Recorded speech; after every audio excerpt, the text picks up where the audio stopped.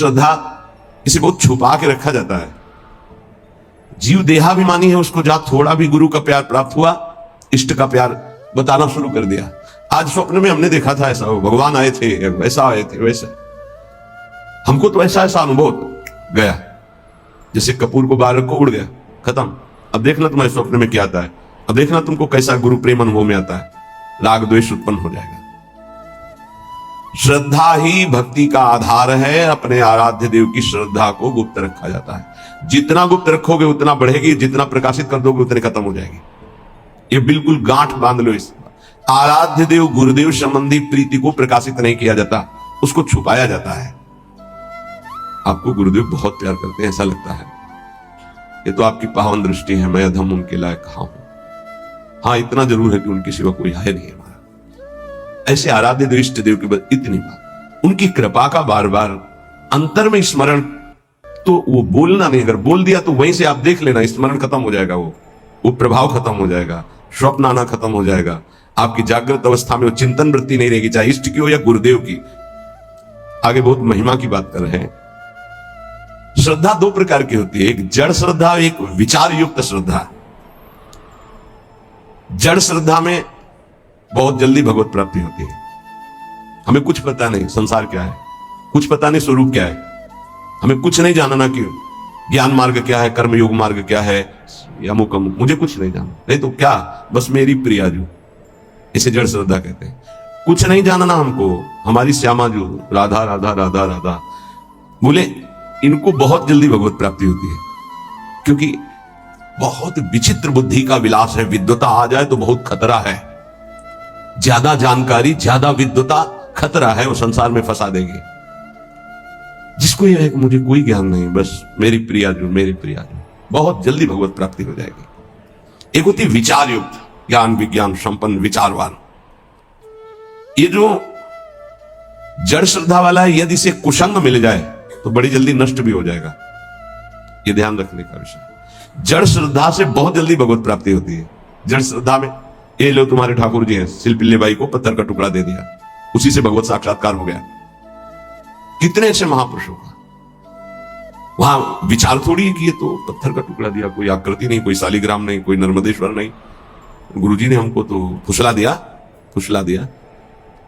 ये जड़ श्रद्धा में विचार नहीं, एक है विचार युक्त श्रद्धा, एक है जड़ श्रद्धा। इससे बहुत जल्दी भगवत प्राप्त। एक संत भगवान को देखा कि वो एक तौलिया, बड़ी तौलिया, उसमें सैकड़ों छेद थे और बहुत पुरानी मलिन थी कि अगर शायद ऐसे करो तो नुच जाए, वो ऐसे सर पे डाले रहते थे। प्राय हम उनको उसी में देखते थे। एक दिन कहा, ये तौलिया पुरानी हो गई, नई मंगा दे आपको। उन्होंने कहा नहीं नहीं, ये तौलिया आप जानते हो, हमारे गुरुदेव की है, गुरुदेव ने दिया था। क्या अद्भुत गुरु निष्ठा, गुरु ने अपने प्रयोग की हुई तौलिया दे दी तो जीवन भर ऐसे। ब्रह्मावर्त बिठूर में एक आश्रम में उन संत भगवान का हमें नाम स्मरण नहीं, दर्शन करने गए थे, तो गुरु की लंगोटी से गुरु की पादुका छाती में हर समय बांधे रहते। ऐसा श्री सीताराम ओंकारनाथ जी महाराज की भी जो स्वरूप में पाया गया कि वो अपने गुरु की पादुका यहां बांधे हुए थे। नवीन नवीन प्रश्नों के आगे ऐसा, बस उन्होंने इतना ही कहा कि इससे हमारे हृदय में ही रहता है, मेरे गुरुदेव मेरी छाती से लगे। इसे जड़ श्रद्धा कहते हैं। विचार की जरूरत नहीं है।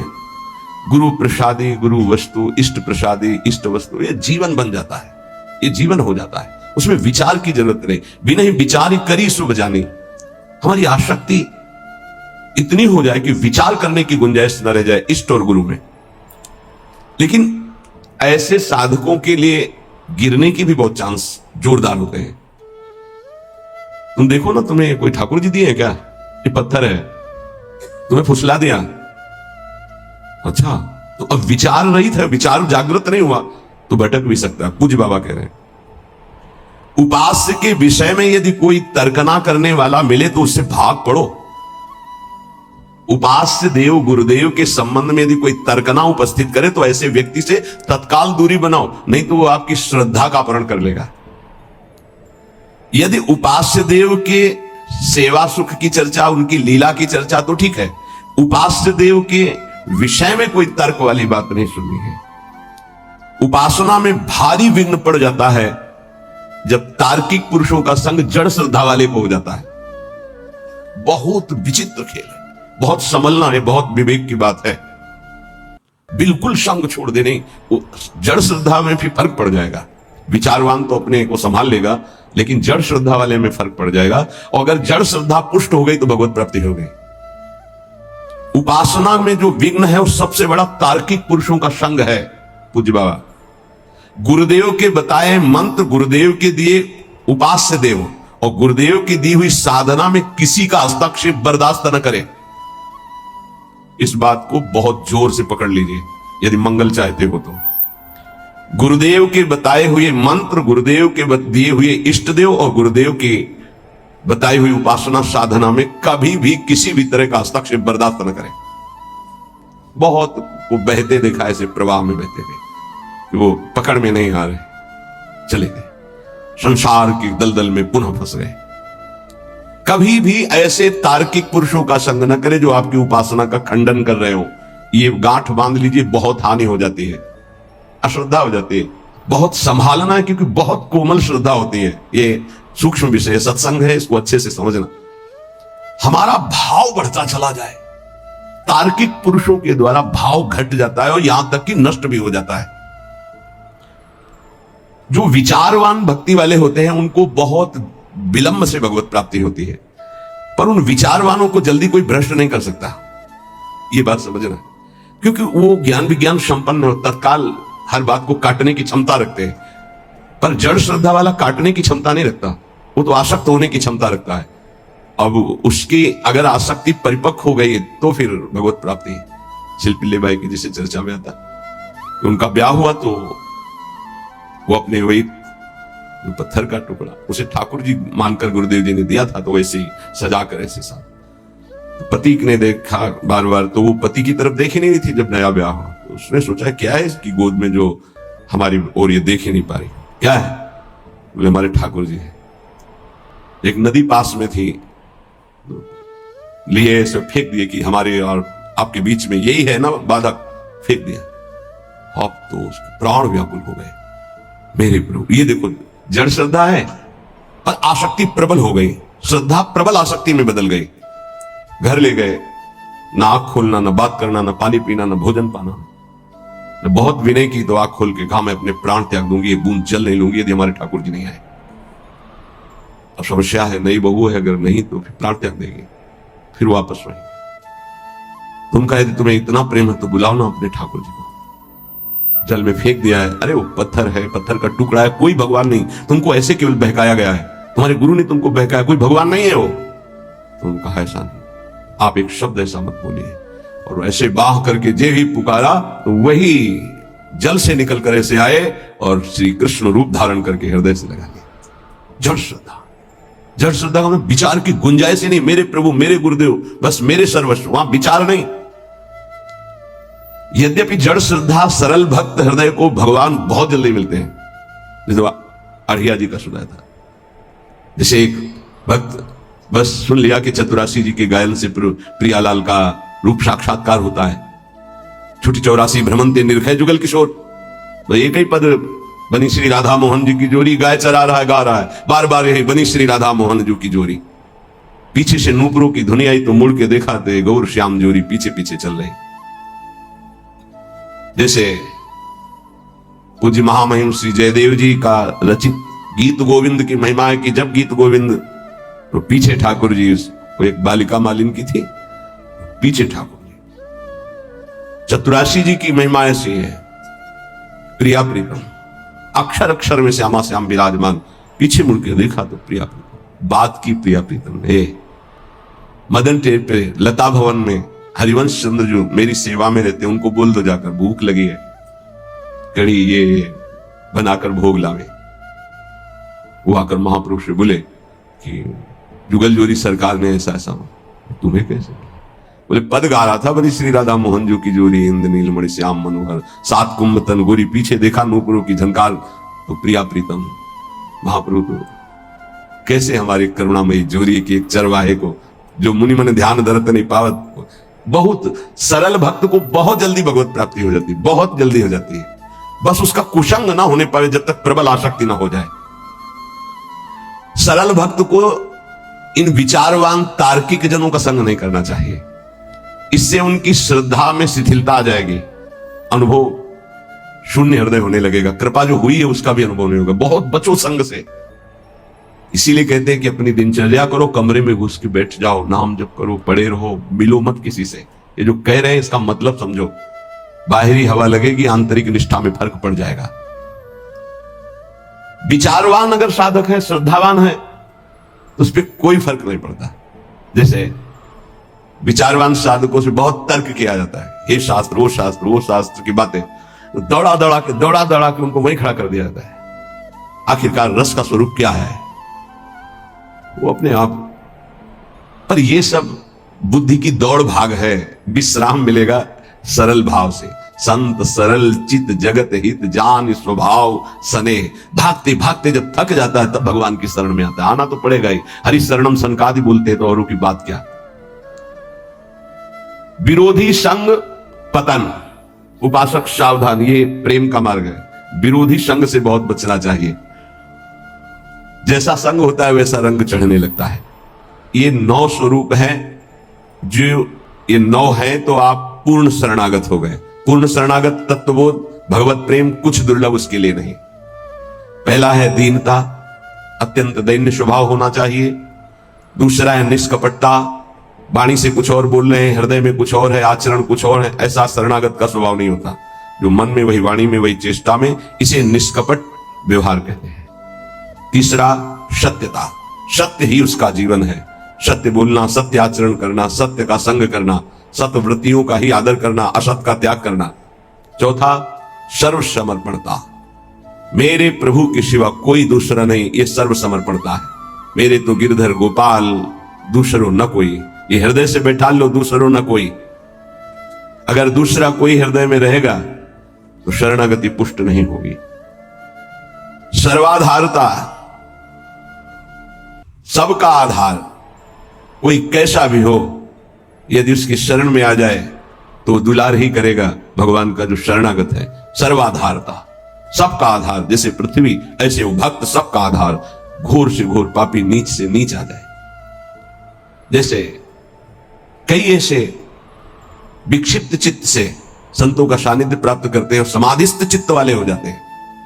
ये सर्वाधारता, भगवान का शरणागत सबका मंगल करने की सामर्थ्य रखता है। किसी से हमारा वैर नहीं, कोई हमारे घृणा नफरत का पात्र नहीं। जैसे कोई कुछ बातें ऐसी होती हैं जिनको नहीं समझने के कारण लगता है ये सपोर्ट क्यों करते हैं। जैसे वो कह रहा है कि मुझे अमुक अमुक वस्तु चाहिए, मैं भजन करूं। हाँ हाँ पक्का मिलेगी, तुम भजन में लगो। किसी भी तरह से सकाम हो या निष्काम हो, मेरे प्रभु से जुड़ जाए, उसका मंगल होता है। श्री सुखदेव जी परीक्षित जी से कहते हैं, काम स्नेह क्रोध लोभ किसी भी तरह से द्वेष वैर कैसे भी मेरे प्रभु से जुड़ जाए। वृत्तियां सच्चिदानंद से जुड़ती है, इसलिए सच्चिदानंद की प्राप्ति उसकी हो जाती है। ये बड़ा सूक्ष्म विषय, बाहरी व्यवहारिक नहीं समझ। सर्वाधारता, कोई भी किसी भी भाव से आए उसका आधार भक्त होता है। चिंता मत करो, भगवान बड़े कृपालु है। बहुत जल्दी परम मंगल हो जाएगा। सकामता से अगर प्रभु के चरणों में गए तो निष्कामता आने में देर नहीं लगेगी। अगर निष्कामता सत्संग से प्राप्त हो गई तो भगवत साक्षात्कार के लिए अब ज्यादा समय नहीं रह गया। निष्कामता में भगवत साक्षात्कार होता है। सकामता से प्रभु से अगर हम जुड़े तो निष्कामता अवश्य प्राप्त हो जाती है, क्योंकि मेरे प्रभु का प्रभाव ऐसा है। इष्ट देव का पूर्ण विश्वास। छठवां, सातवां सर्वा आराध्यता। अपने आराध्य देव में इतना तन्मय है कि सब उसकी आराधना करते हैं। इस शरणागत का लक्षण है। सब उसे प्यार करने लगते हैं। सर्वा आराध्यता, ये सद्गुण प्रकाशित होता है। जैसे सर्वाधारता, सबका आधार, ऐसे सर्वा आराध्यता, उसके ऐसे सद्गुण प्रकाशित होते हैं। उसका ऐसा प्रभाव स्वभाव कि सब उसकी आराधना करते हैं। आठवां इष्टानन्यता, एक भरोसो एक बल एक आस विश्वास। नवां निज स्वरूप विस्मरण, अपनी भी याद गई, केवल अपने इष्ट देव की याद। देखो वेदांत में निज स्वरूप स्मरण, प्रेम में निज स्वरूप विस्मरण।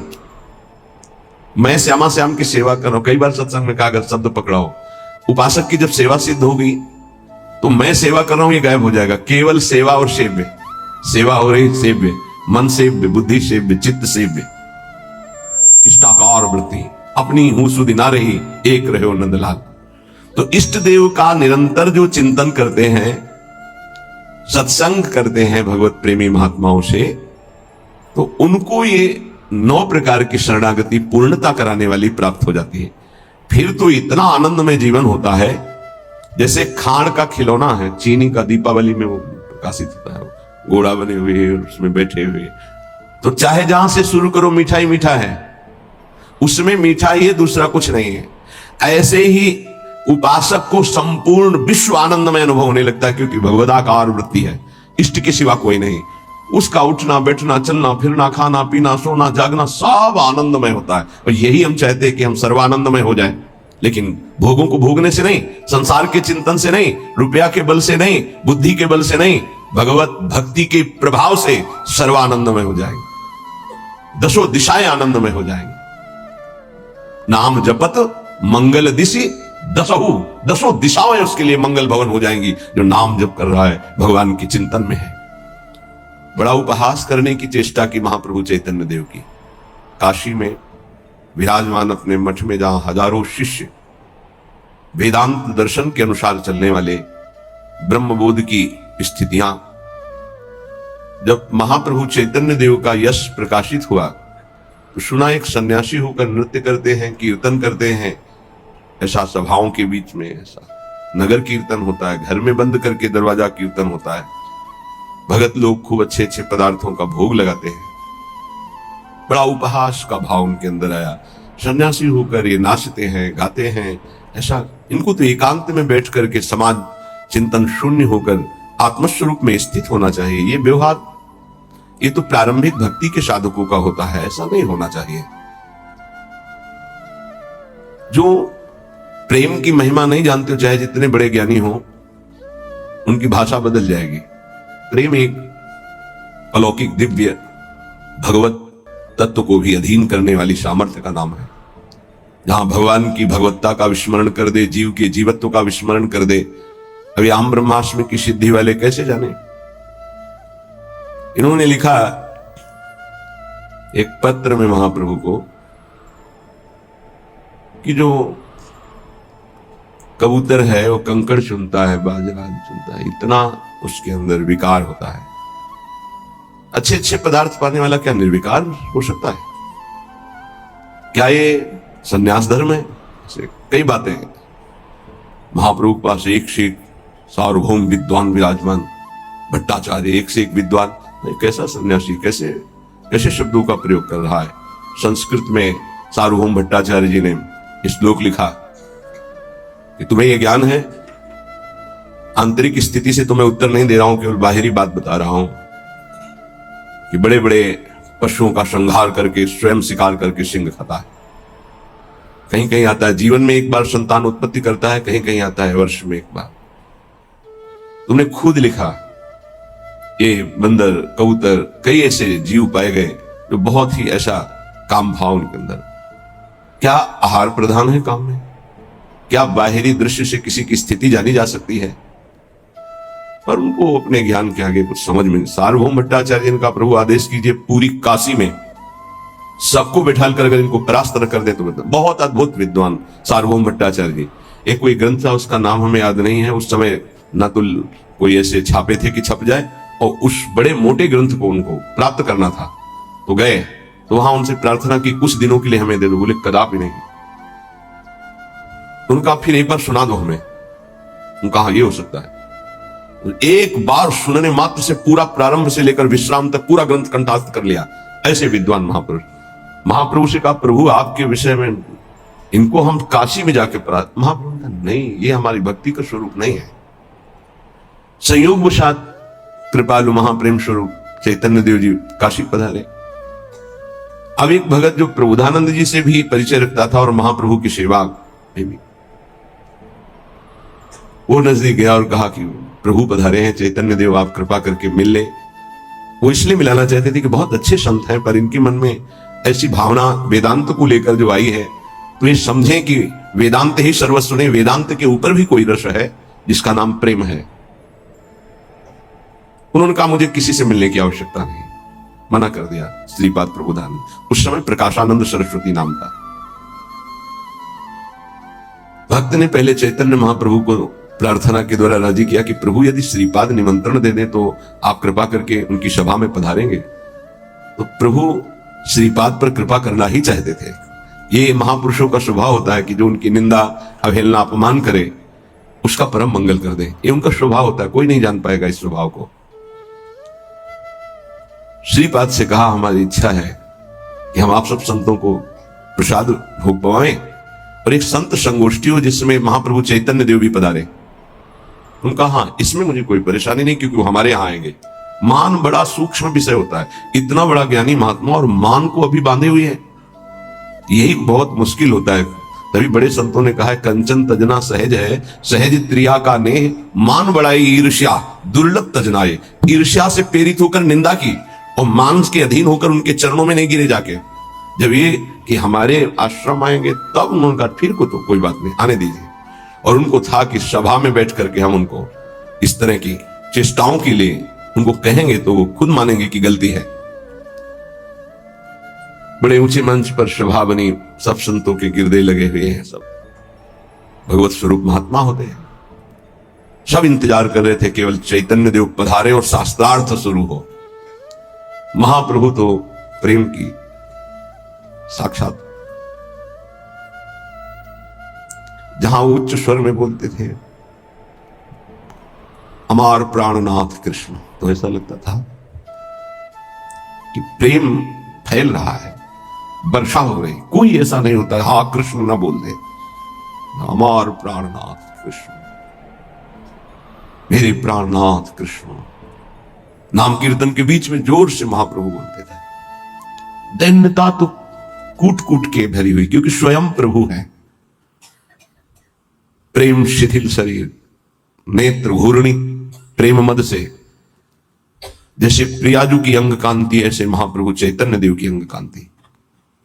गौर वर्ण देखे तो लुभायमान हो जाए, ऐसे कमल नयन, विशाल नेत्र। जीव ही पधारे तो किसी को कहना नहीं पड़ा कि खड़े हो जाओ। जितने सब थे उनकी रूप माधुरी को देखते ही खड़े हो गए।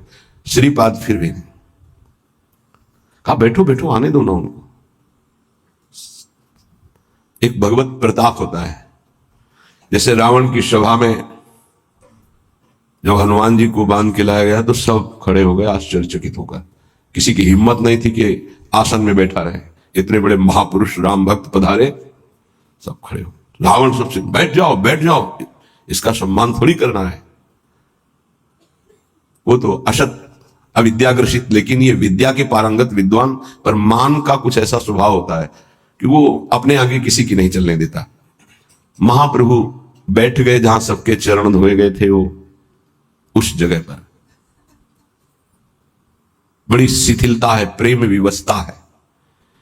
अब तो श्रीपाद के हृदय में जलन हुई कि अरे इतने बड़े महापुरुष जिनका पूरे विश्व में यश फैल रहा है और वो ऐसे दैन्य, धिक्कार है हमारे मान को। उठे और नजदीक गए और बाहु पकड़ी और कहा स्वामी जी आप यहां क्यों बैठे, आप पधारिए ना। तो उनका नहीं प्रभु, आप गुरुजनों के सामने वहां बैठना मेरा उचित नहीं, मैं तो अपने नियत स्थान पर बैठ गया प्रभु उचित। ये जो दैन्यता का प्रभाव, लुट गए पर चरण नहीं पकड़ पा रहे थे, फिर भी मान रोक रहा था। सभा में जाके बैठे, कई वेदांत की बातें की, तो महाप्रभु हर वेदांत के प्रश्न का उत्तर श्री कृष्ण पर रख देते और कहा वेदांत सूत्रों की रचना और भाषा प्रकट करने वाले भगवान व्यास देव जी भी सब कुछ करके भी एक अशांति का अनुभव कर रहे थे। बाद में देवर्षि नारद जी की प्रेरणा से जब श्रीमद् भागवत श्री कृष्ण रूप माधुरी लीला माधुरी का गायन किया तो उनको परम विश्राम मिला। वो क्यों नहीं वेदांत में परम शांत हो गए थे, क्यों रचना की, बहुत विशेष चर्चाएं हुई। श्रीपाद प्रभावित तो हुए पर बार बार तर्क उठ रहा था, क्योंकि बहुत बड़े विद्वान थे। महाप्रभु वहां से पधारे, भावावेश में एक दिन काशी के किनारे घाटों कीर्तन महाप्रभु का, और ये भी विश्वनाथ जी के दर्शन करने के लिए जा रहे। जे ही देखा अश्रुओं की धार, रोमांच, और वो कृष्ण नाम की माधुरी छाई हुई थी काशी में। अब लगा कि अब नहीं, अब मान का बोझा मैं नहीं ढो सकता। गए, दंड रख दिया चरणों में, साष्टांग लौट गए। प्रभु अब नहीं, बहुत रोका अपने को, इस मान ने मुझे बहुत दुख दिया, और इसी मान ने आपको उपहासास्पद वचन कहे, प्रभु अब इस अधम को स्वीकार कर लीजिए। महाप्रभु श्री भावावेश में उठाए और कहा, प्रकाश तो हो चुका है पर प्रबोध नहीं हुआ। आज से तुम्हारा नाम प्रकाशानंद नहीं, प्रबोधानंद होगा।